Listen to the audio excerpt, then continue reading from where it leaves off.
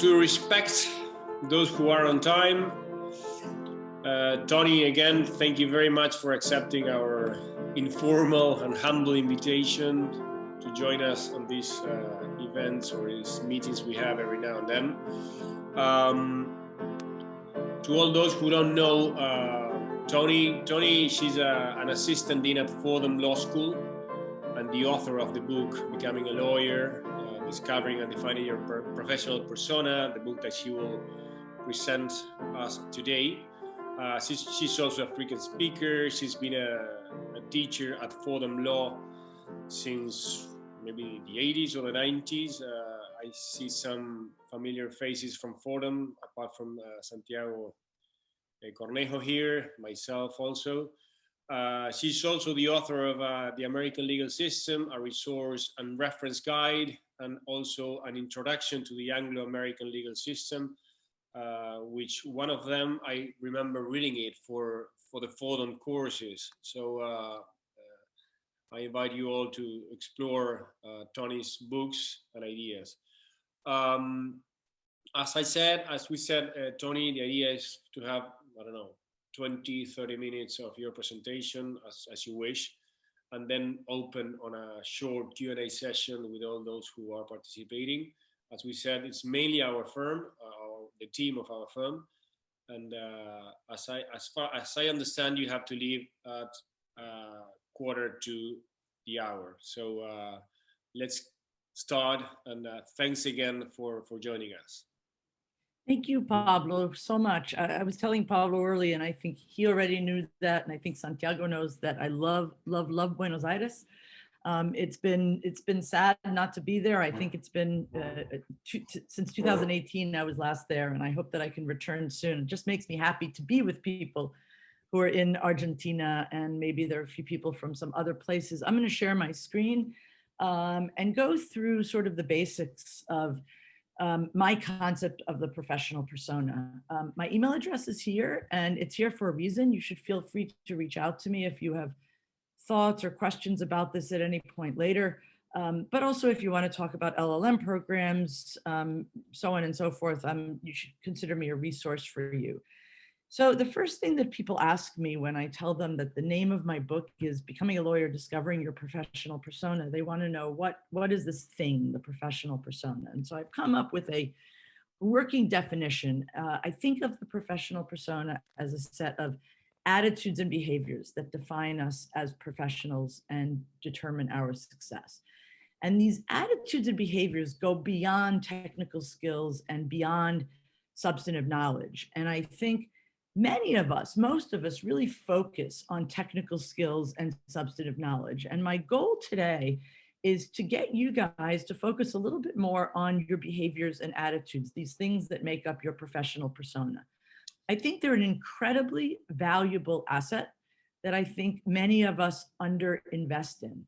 I hate to make generalizations, but I will do so a lot. I think many lawyers just kind of really focus on substantive knowledge and technical skills. And when I say lawyers, I don't just mean practitioners like you. I mean educators. I mean managers of legal talent. I mean, all of us could really do more to think more about the value that our attitudes and behaviors bring to the table, bring to the job, bring to client service.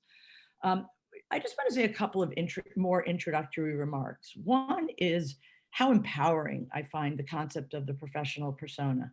I think we live in a world, when we're in the legal profession, we live in a world in which we feel a little bit of a lack of power.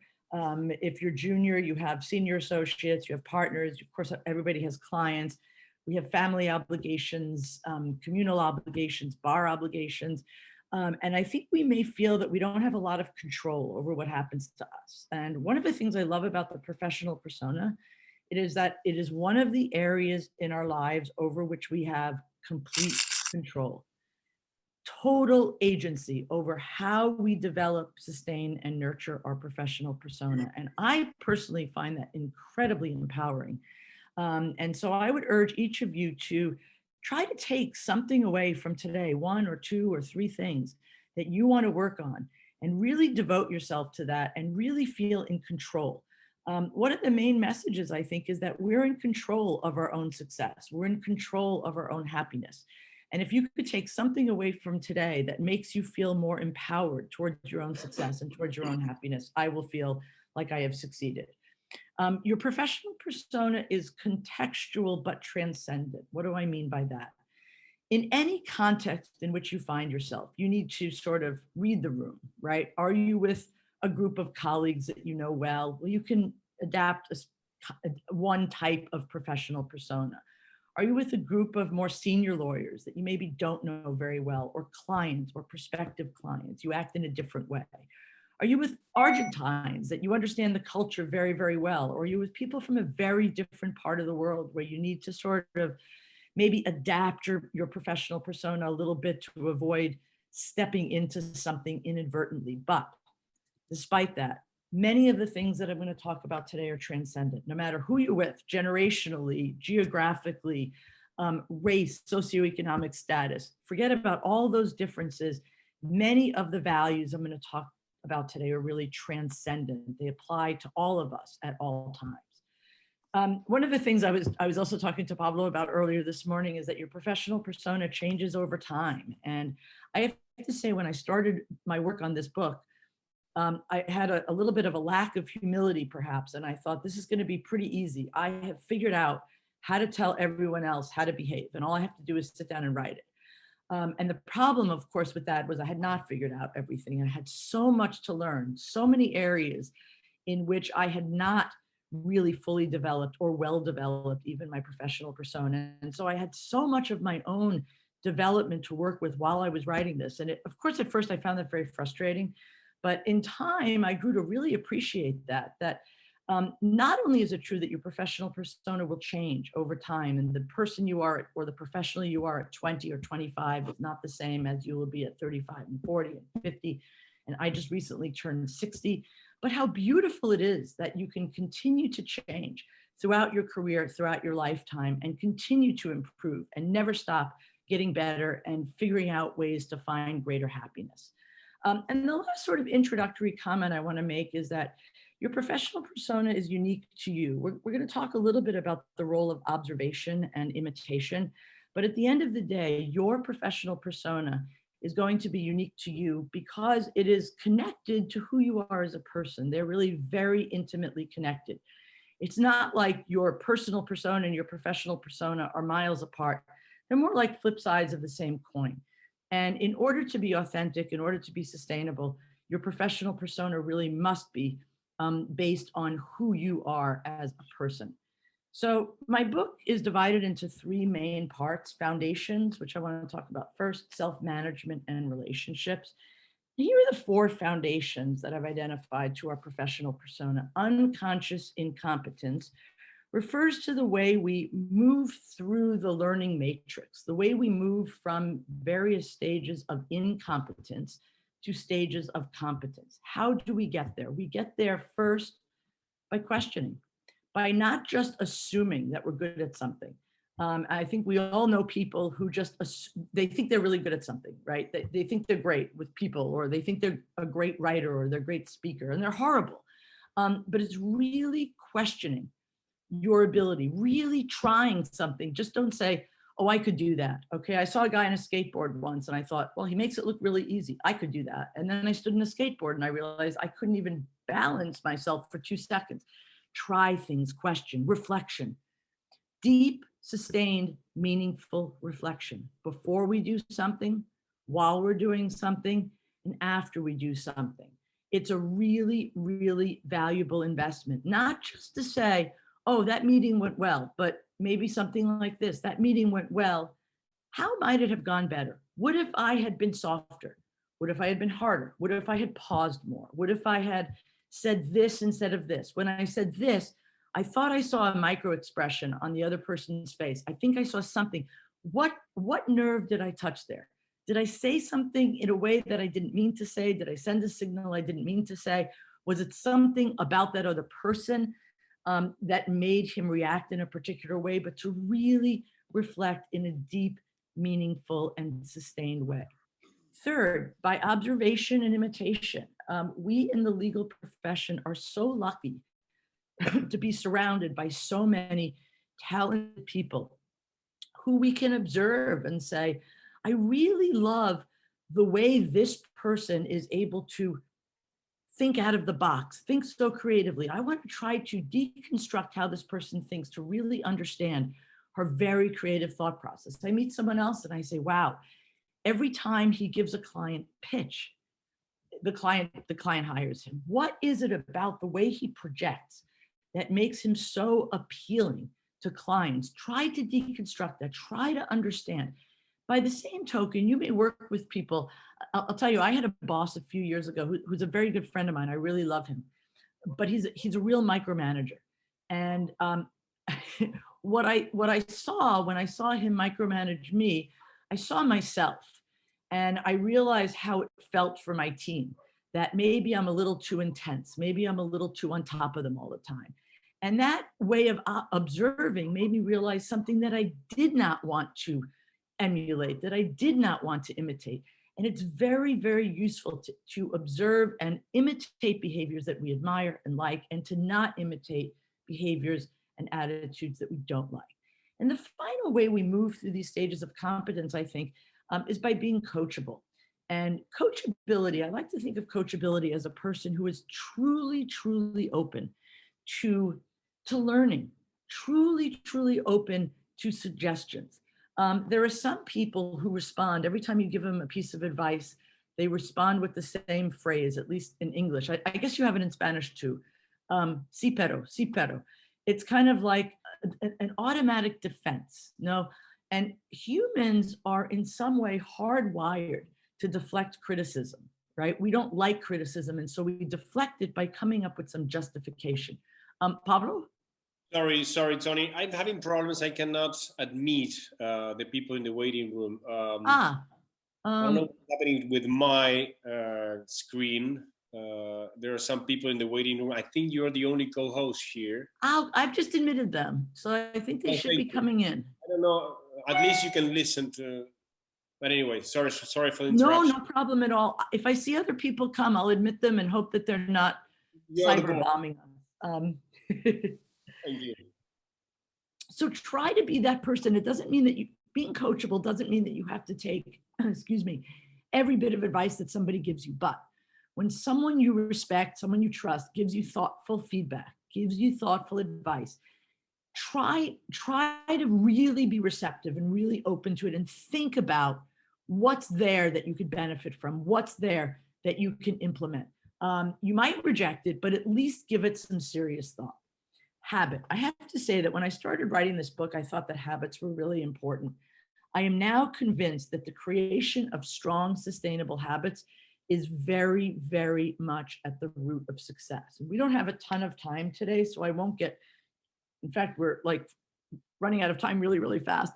I won't get too much into the details of how we build habits, but let me say that there have been longitudinal studies, many, over years and years, where scientists have studied people who develop habits and companies, institutions that develop habits. Habit formation is a true secret to success. And the great thing about developing strong habits is once you develop strong habits, and scientists don't fully understand how this works, but good habits beget other good habits. The more you develop habits, they act as levers. They act as what's called keystone habits to other fine habits. And they sort of multiply, they build upon themselves. So they've done these studies. Pablo, this will be interesting for your sons. They've done these studies of young adults or teenagers who make their bed in the morning, and they follow them for 20 years. And they find that the kids that made their beds in the morning went to better universities, got better grades, got better jobs, earned more money, were healthier, and had happier relationships. They were more happily partnered with their partners. This is incredible. The power of the habit is so strong. Building habits is very hard work. I have some advice on the book on how to do that, but it's really, really worth it. Make mind, allow exceptions, and really decide that it's something you want to change. Go for it. I have to say, there's a great Chinese proverb that I often remind myself. I say, how often do we say, oh, I'm too old to do that? You can't teach an old dog new tricks. Well, there's a great Chinese proverb, and it goes like this. The best time to plant a tree was 20 years ago. The second best time is now. So if there's something that you've wanted to do, whether it's a fitness habit, whether it's a work habit, whether it's related to your use of social media, whether it's related to family time, just start, commit to it, come up with a plan and make it happen. It will be very difficult, and then it will be second nature. The third thing I want to talk about is intelligence. And I think, at least in the United States, at least when I was growing up, intelligence quotient was considered the key to your intelligence, the key to your success. And it's important. But here's the great news for those of us who, like me, are insecure about our sort of raw executive function. The good news is, if you're smart enough to get in and out of law school, you're smart enough. Okay. So forget your IQ. There's nothing you can do about it anyway. Focus on the things that you can change, in particular, social and emotional intelligence. Emotional intelligence being the ability to understand and moderate your own emotions, social intelligence being your ability to understand and respond to the emotions of others. These are things that you can really change. These are the true differentiators for success, not your IQ. If there's a 30-point difference between me, the lowest IQ in the room, and Pablo, the highest IQ in the room, I'm jealous of him. I wish I had that IQ. But at the end of the day, that will not define his success. What will define his success and my success and your success is our social and emotional intelligence. Leadership. I like to think of leadership as being completely divorced from managerial position. A lot of us think that a leader is the managing partner of the firm, or the head of a particular practice group, or someone who has some special title. But to me, that doesn't really represent leadership. That is a result of leadership.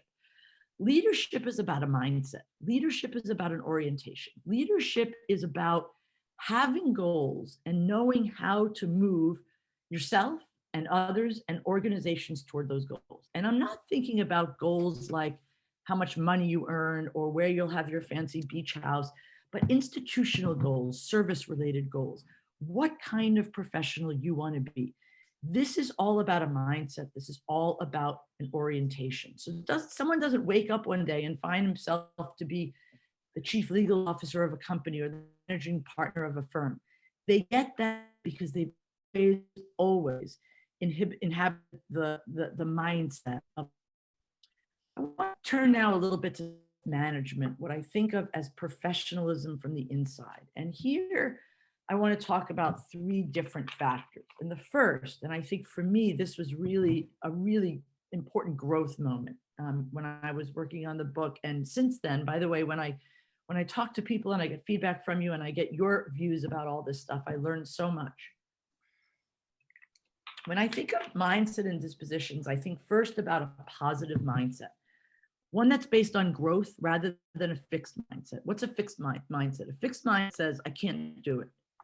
The problem with a fixed mindset, of course, is that the moment you convince yourself something, very simply, you will not be able to do it. In it, mindset and believe you can do it, or at least can partially do it, or at least could get better, you have a chance to improve. This is all very closely related to optimism. An optimistic worldview, looking backwards and looking forwards.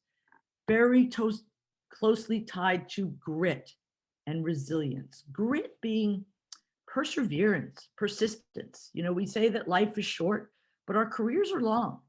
Day in, day out, week in, week out, month after month, year after year, you have to get the job done. Do you have that kind of persistence? How can you build a culture in which you can develop that kind of persistence? Resilience, I like to think of as different. And to me, resilience is incredibly important.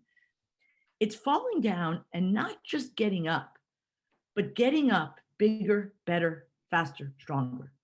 How do you do that? Well, you could probably do it in a number of ways. But for me, the way I try to do that is by putting myself in uncomfortable situations as often as I can, challenging myself beyond what I thought my abilities were, so that when I do it, even if I do it poorly, I have a reservoir of memory of when I was able to do something that I didn't think I could do, and how much resilience that builds. I have to tell you, about 3 years ago, I was 57 before COVID, and I joined a gym, but I didn't just join any gym. I joined a CrossFit gym. Why? Because I wanted to make sure that I was the oldest weakest, slowest person in that gym. And I was 35 years older than almost everyone else there. I don't know if you could look, but I'm very small. I weigh about 100 pounds, about, I don't know, 45 kilos. I have physical strength whatsoever. And every day I went in there, and every day I was incredibly uncomfortable. And every day I walked out with my head held high, very, very proud. And so when my boss came to me with a problem, I thought, I could lift a barbell over my head. I can do this. So really putting yourself in uncomfortable situations. Mindset and dispositions is also about having a commitment to excellence. Do you want to be okay, or do you want to be excellent? What's the point of doing something just to do it? To do something, whatever it is, whether it's practicing law or painting a picture, raising children, or making lasagna, do it with excellence. Do it with a real passion and commitment. Do it with diligence and dedication. Do it with reliability. Always be reliable. Always be prepared. But be adaptable and flexible. That's the way our profession works. As service providers, and that's what we are, we have to be prepared, but we also have to be adaptable and flexible. Don't just begrudgingly pay attention to the detail, but really take pride in the craftsmanship that is what we do. And finally, it's about character. Be a person who demonstrates gratitude.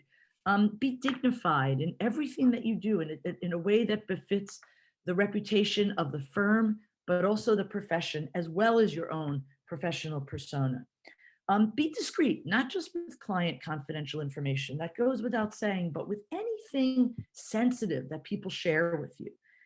Be humble. And Pablo and I talked a little bit about humility before we started. So I want to tell you what my view of humility is. Humility is not the absence of confidence. I think a lawyer has to have some level of confidence. You can't be sort of, oh, I don't know, that sounds hard. I could try it. No one's going to hire you. You have to have confidence. But humility is believing, but truly believing that you could learn from other people, not just the senior partners at the firm, not just the people at the same level at you, but the junior person on the team, the secretary, the IT person, the person you buy coffee from in the morning, and the leche, I love those little pastries with dulce de leche. The driver is going to be a little bit here, especially those people. Why? Because when you look around this room, we all have common experiences. We all went to law school. We're all relatively more or less in the same or similar socioeconomic backgrounds, blah, blah, blah, blah, blah, blah. We probably live in similar neighborhoods. If you talk to the person at the drugstore, if you talk to the Uber driver, if you talk to the guy that serves you a beer at night, they have very, very different experiences, and their perspectives will be shaped by those experiences and how much you can learn from really, really opening up yourself to those kinds of experiences. It's about authenticity and humor and even elegance, going above and beyond when you have the chance to do something that's really gracious, really elegant. Time management is something that we all struggle with. I would be lying if I told you I'm totally under control. I have enough time for everything. I get 8 hours of sleep a night and everything is taken care of and my inbox is empty and I don't have any deadlines pending. That's not true, but I want to give you a couple of suggestions to help manage your time. The first is, and I think this is the main message, to be more proactive with your time. Think about money and how you make decisions about money. Are you as proactive with time as you are with money? My guess is no. If someone were to walk down the street and ask me for $200, I would say no. But yet routinely, I let people take my time. Now, that's not always a bad thing. It's a great thing. When people ask me for guidance, I offer it to them. I agree. But there's a time and a place for everything. And if you really want to manage yourself and promote your own well-being better, one of the things we have to do is be much more deliberate, much more mindful, much more proactive about how we spend our time. I find, and my guess is probably most of you find, that we are very reactive. We allow other people to direct our time. Now, to some extent, we're in a service industry. That's appropriate to some extent, but there are certain things, my guess is, on everyone's agenda that you don't need to do or you don't need to do now, and yet you do them because you're being reactive. So try to be a little bit more in control of your time. Start by doing an audit of your time. When I did my audit, I thought, oh, I'm spending 20 minutes a night on Netflix, no big deal. Well, I wasn't spending 20 minutes. I was spending like an hour and a half. Now, if you did a financial audit and you found out you were spending $100 a week on Starbucks, you might say, that's worth it. I love my Frappuccino, caramel, whatever thing. But more likely you would say, that's too much, right? I'll limit myself to one Frappuccino or two a week, something like that. Same thing with your time. If you know where it's going, you can make better decisions about how to spend your time. I also do not have a magic bullet for well-being. I would just say this, it's a scourge of the profession. We are an unhappy profession. I don't think it has to be that way. I think there are things you can do to benefit your well-being. I had a conversation with a woman the other day. She's a US lawyer. She's been at big law her entire life. She has 4 or 5 children. And she said that one of her daughters said something that mystified her so much. Her daughter said, I love that my mommy has a job where she could spend lots of time with us. And my friend thought, that's ridiculous. I'm a big law partner. I have no time to spend with my children. I said, how did you seduce your children into thinking that you're a great mom and spend all this time with them? And she said, I'm paraphrasing now, she said, because I'm really good at turning moments into memories. I may not be home for dinner all the time, but I'll do things like, if I have a free weekend, I'll say, come on, kids, let's go to Florida. Come on, kids, let's go do this, to really make special memories. And so there's so many small ways in which you could take the time that you do have to really create memories. Focus on the basics. Fitness, I'm really big into fitness. Eating well, I know eating well takes more time than not eating well. Don't just go out and get a hamburger. I mean, hamburgers are fine once in a while, but think about how you can manage your nutrition in a better way. Worry about your mental health. If you see that there are changes that you're unhappy with, refocus yourself and re-energize yourself. And I know that's easier said than done, but I think there's an important business case to be made for your individual well-being, not just a personal case. Lawyers do better work when they are healthy and well. And I think firms and companies are appreciating that. And everyone needs to find their own balance. Let me talk about relationships, professionalism with the outside. Working with others, learning how to collaborate, learning how to be truly inclusive in your thinking, again, by appreciating that people's individual perspectives are shaped by their individual experiences. There's a reason why general counsel clients are insisting on diversity in law firms and diversity on specific teams in firms.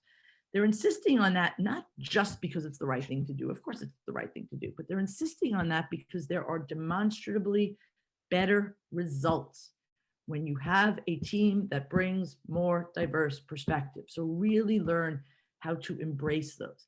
Learn how to be civil. You don't have to be a jerk to practice law. I think back in the day when I was a litigator, you kind of had to be a jerk to practice law, especially in litigation.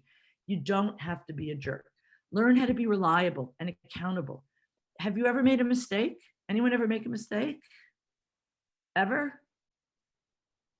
Okay, if you don't have your hand up, I don't necessarily believe you. I think it's just because your bosses are on the call. If you've made a mistake, let me tell you what that means. That means you are human. That is part of the human condition, making mistakes. It's how you deal with those mistakes that will mark you as a professional, good or bad. Do you blame others? Do you blame circumstances? No. Do you take responsibility? Step up, admit what you did, try to fix it best you can, come up with a plan so it doesn't happen again, and move on. That's how you define yourself as a professional. Learn how to communicate effectively.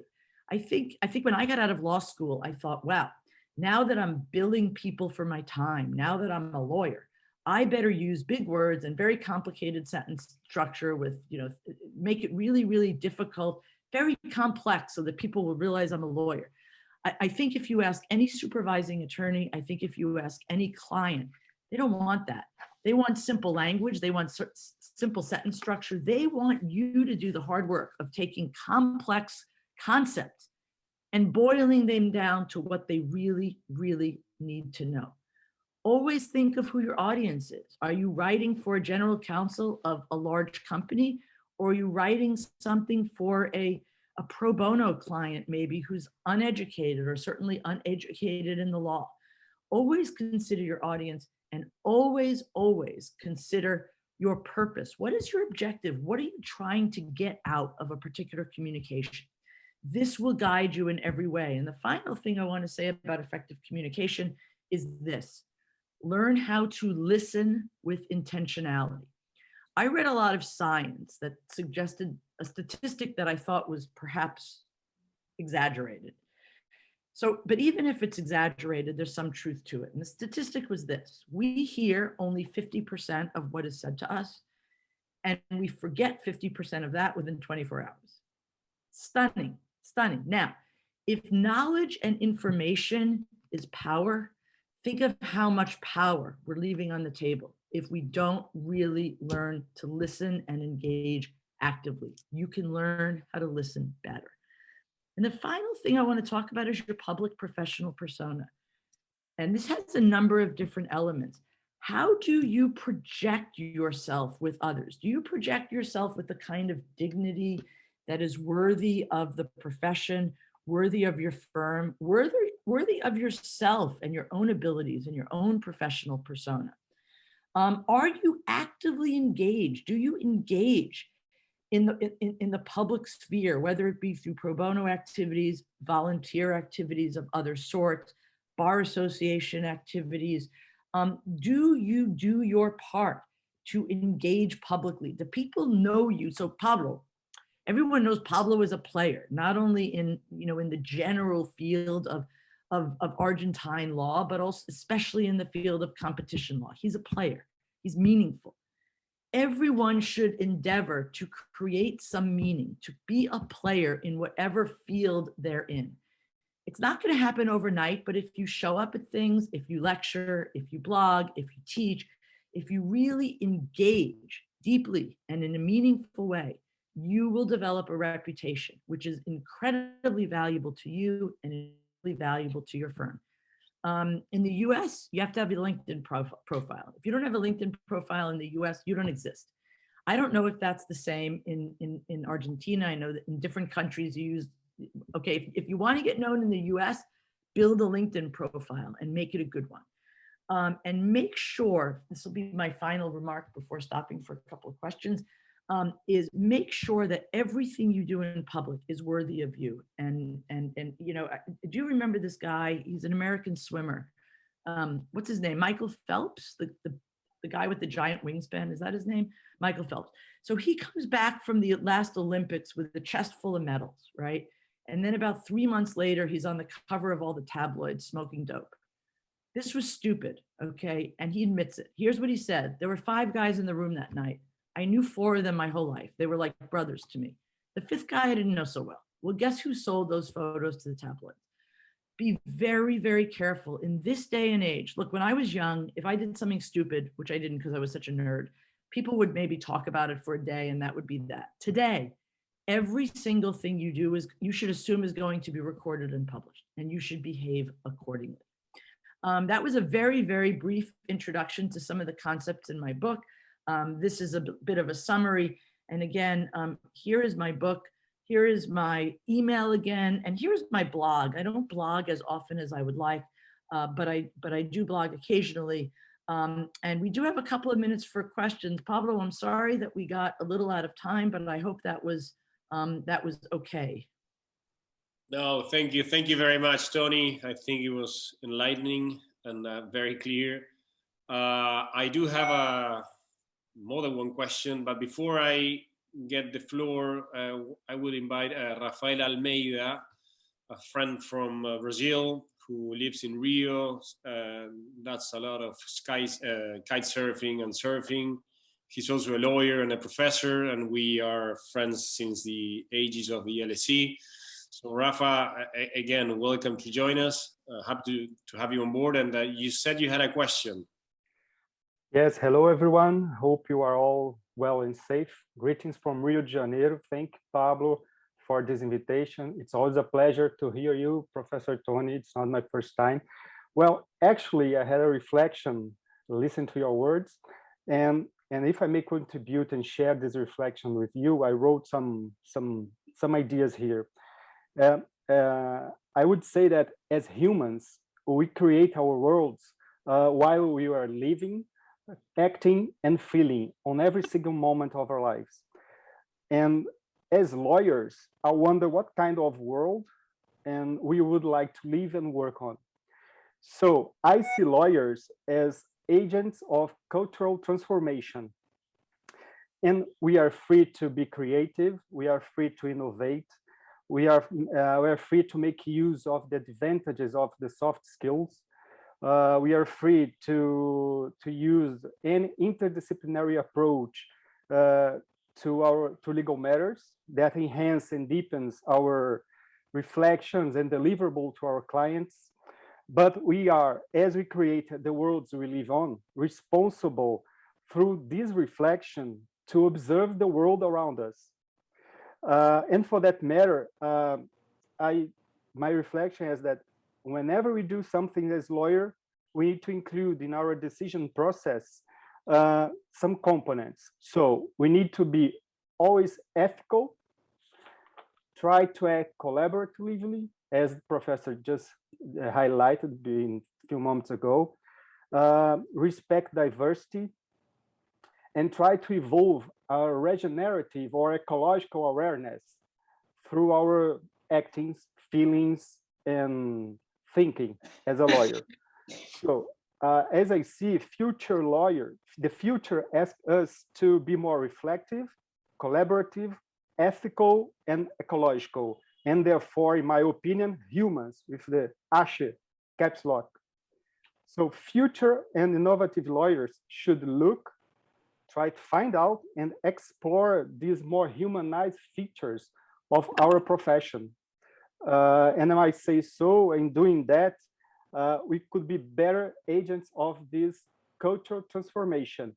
And just to give, Professor Toni said the best time to plant a tree was 20 years ago. Professor, I just bought this book, which is the Over story from Richard Powers. Yeah, and then he said here, my silk farm finished, I never made one thread. Maybe you should plant another. Best time to plant a tree, 20 years ago. Yeah, and you always said that the next best time was now. Wrong. Next best time, 19 years ago.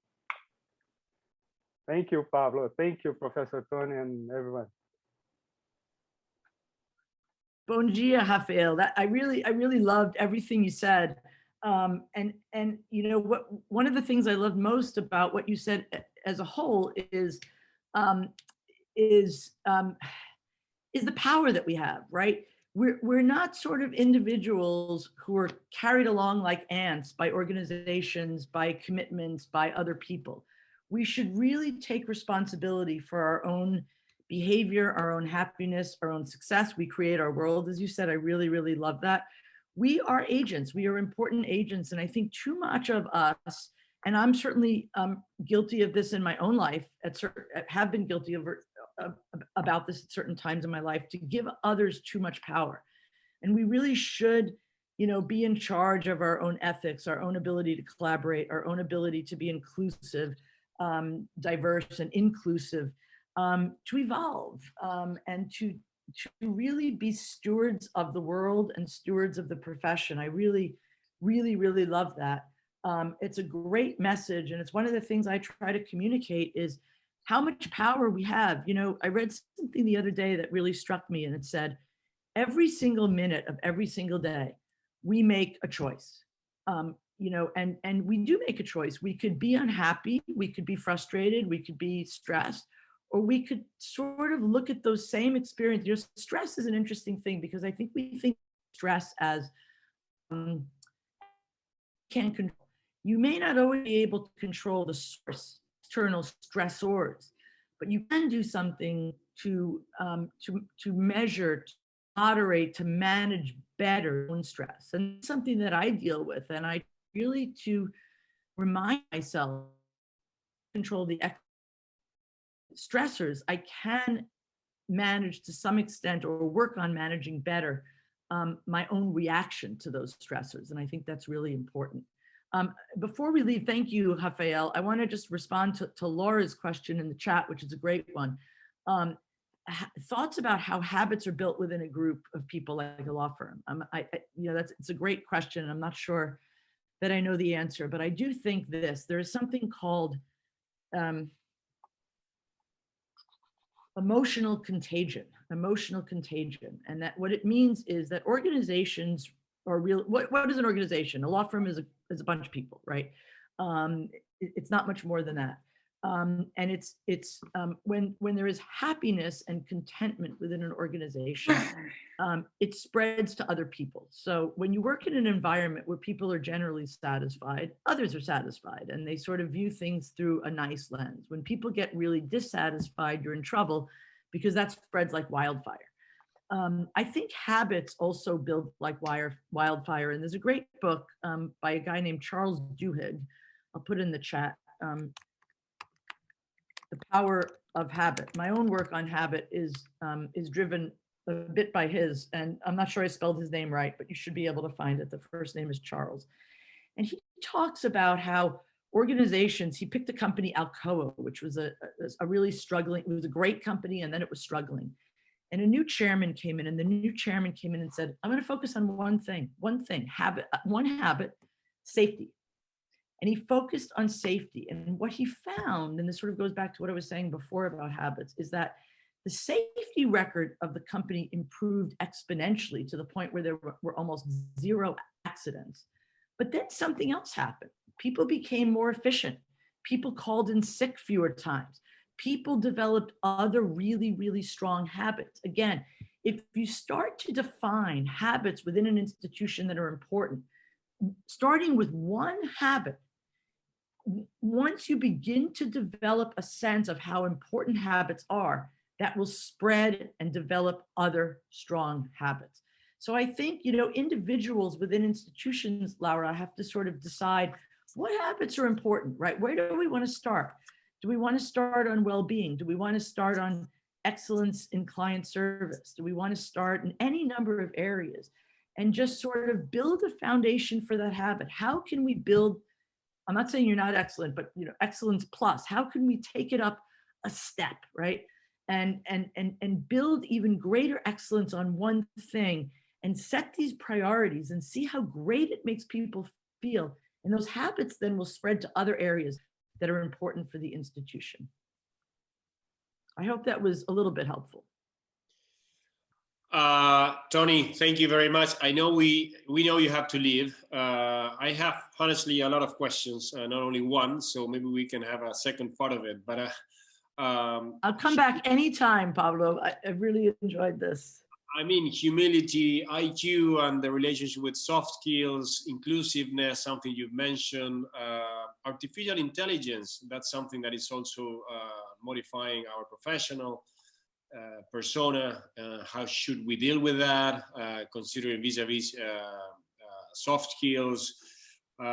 You mentioned coachability.